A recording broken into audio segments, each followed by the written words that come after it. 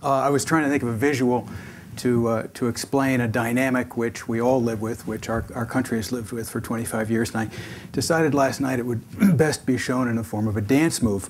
But I'm a terrible dancer, so maybe later on, in anticipation.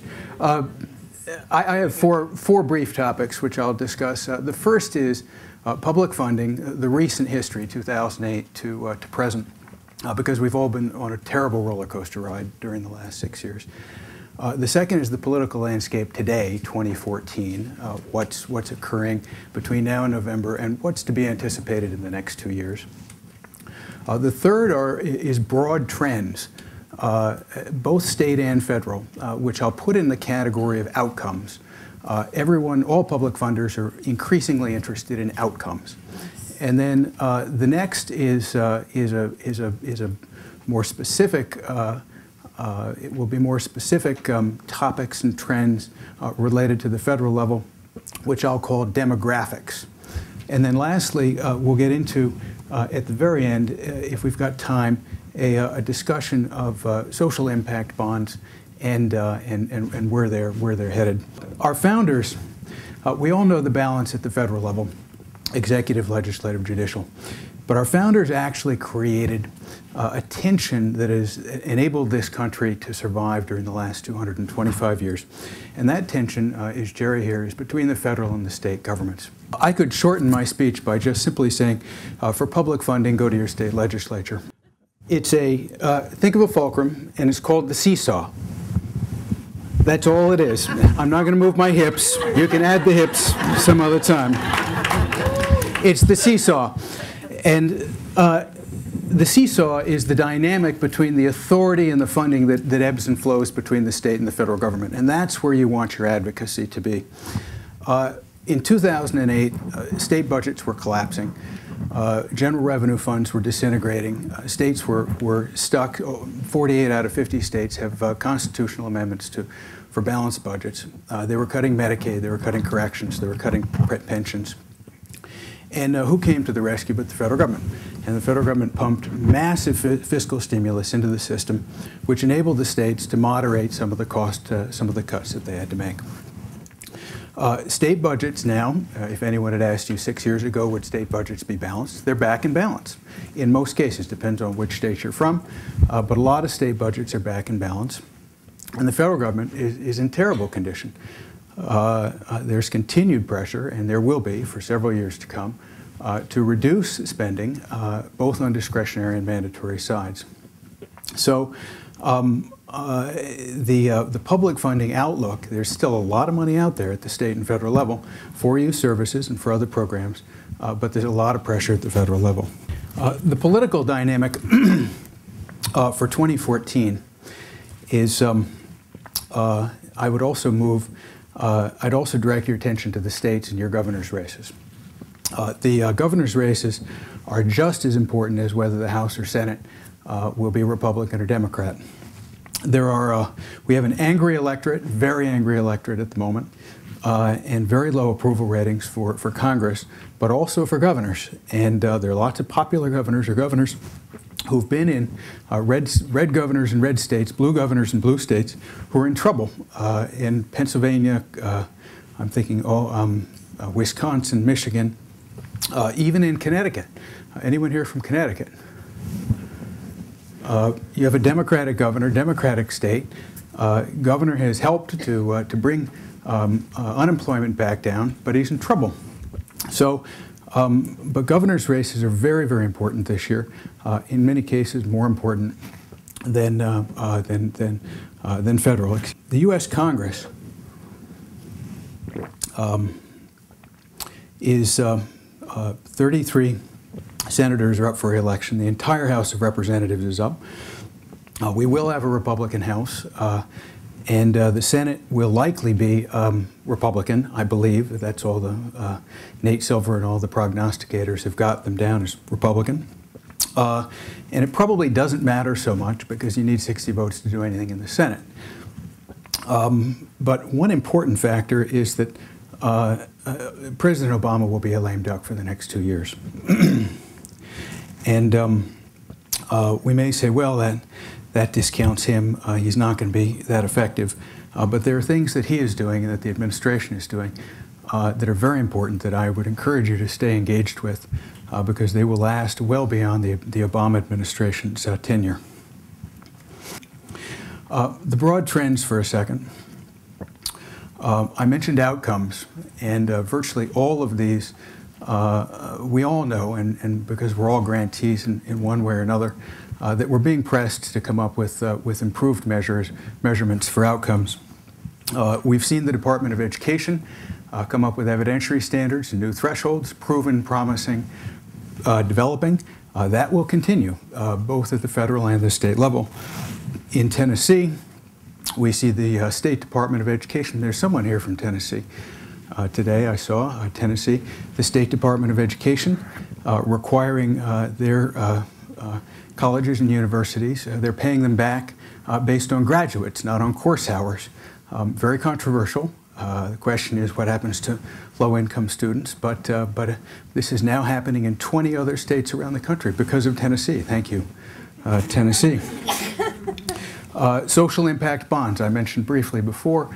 At the state level, there are half a dozen states which are actively out developing these kinds of mechanisms, new mechanisms, pay for success mechanisms. They're not, social impact bond is a real misnomer. It is not a bond. It is a loan to the state government by a private entity for something that the state government ought to be doing already with general revenue funds, but they don't have the capacity to do it. So it's a new mechanism, but we'll talk about that in a second. Another trend which will continue, broader trend, is the trend of Bridgespan and Mario Marino and the Leap of Reason folk to try and improve the efficiency of nonprofit organizations, trying to make nonprofits operate more like businesses. We've all been part of this. We've all read this.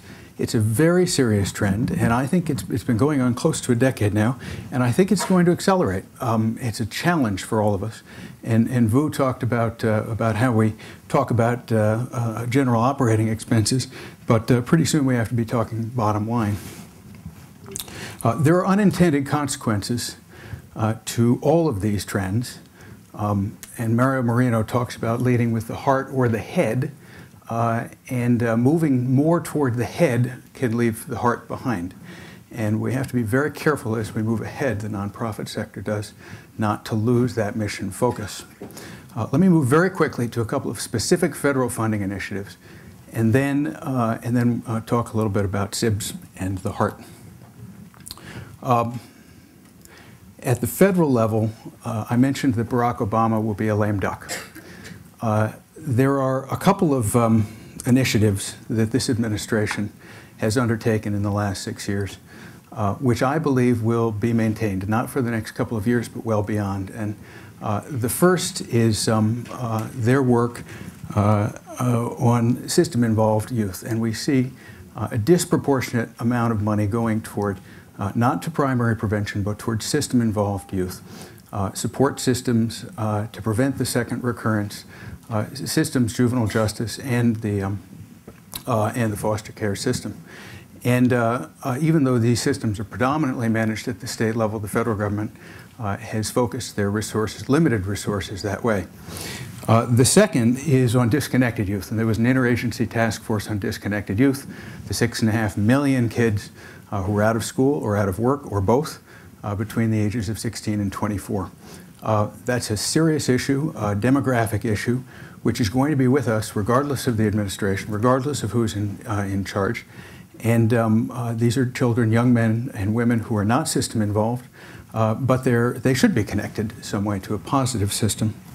The third is the focus, and I'm sure many of you have seen the administration's initiative, My Brother's Keeper, the task force, on African American youth, on youth of color. And I think that this is a very ambitious agenda for youth of color.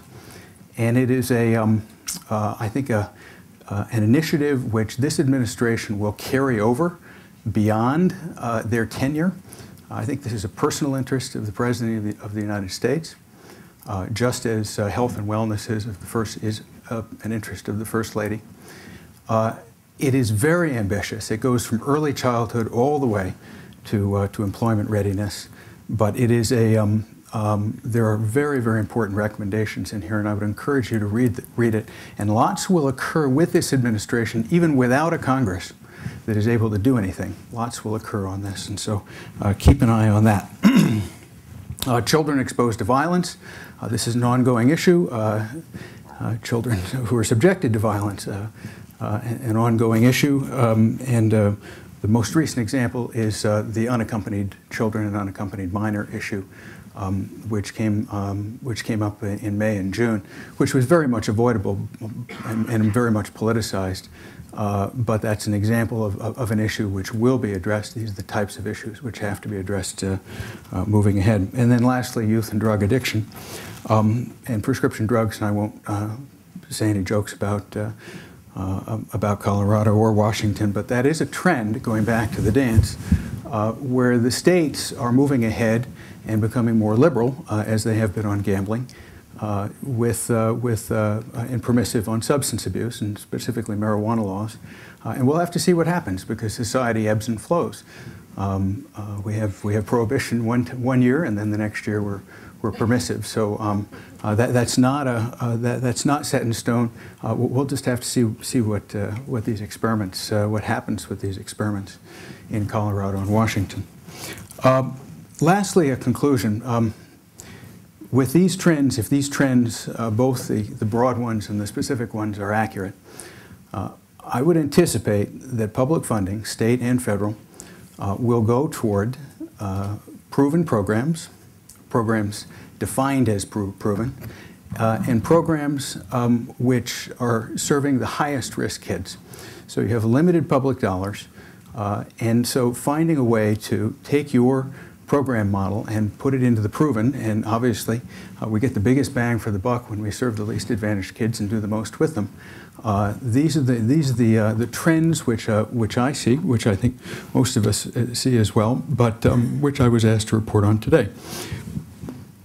The SIB issue at the very end, I wanted to talk about the impact of these trends on, and Megan and I were talking about this briefly yesterday. The move toward pay for success as it relates to the heart.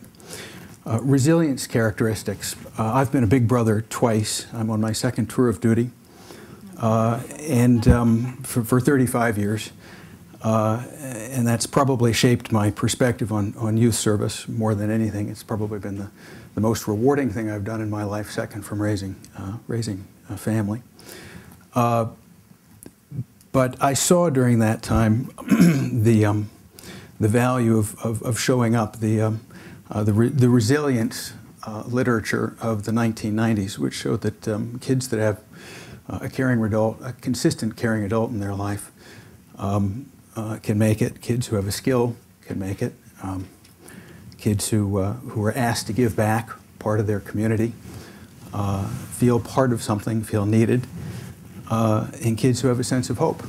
And these are intangibles which you all work with on a day-to-day basis, which don't fit into a SIB, and they don't fit into most outcomes measurements. But here's a thought for you as you're moving ahead as we deal with this pay for success trend and phenomena, and this proven programs phenomena. When we typically look at the pay for success movement, we think, oh, only groups that have 3 randomized control trials are going to be competitive here. And that may be the case at the front end, but it's not going to be the case forever. And what pay for success does that is positive for your community is that it's agnostic about how you get there. So you could come back and say, we've got a metric that we've tested on friendship and commitment and trust that is going to yield these outcomes for these kids. And they have to be the outcomes that the government wants. So it can be increased reduction in involvement, in system involvement, or or increased graduation from high school. Pick whatever metric they want. You can, whatever goal they want, outcome goal they want, you come up with your own metrics and get to that goal. And there are, right now, there's a push at the federal level and at the state level and among the foundation community to come up with low-cost RCTs, fast RCTs, that will take new ideas and get them into the pipeline quickly. We also know that data is very inexpensive at the moment. I mean, you've probably all seen ads for data analytics firms. They're all over the place now. So it may be tough as a small organization. Your data system may be configured in such a way that it's toward the government versus doing what you think in your heart is most important for the kids. But I would challenge you to think about if the funders came to you and said, all we want you to do is to meet this metric. We don't care how you do it, but we want to, whatever you do, we want it tested and measured along the way. How you would go about doing that, because that's the promise, the potential promise of Pay for Success, is that they're agnostic about how you get there, and only you know best in the field what it is that helps the individual kids that you're working with to achieve the goals that you want them to achieve. So all that set aside, we started with the government, ended with the SIBs, a little bit of a dance move in between, and a bottle of water. Thank you very much. Good to see you.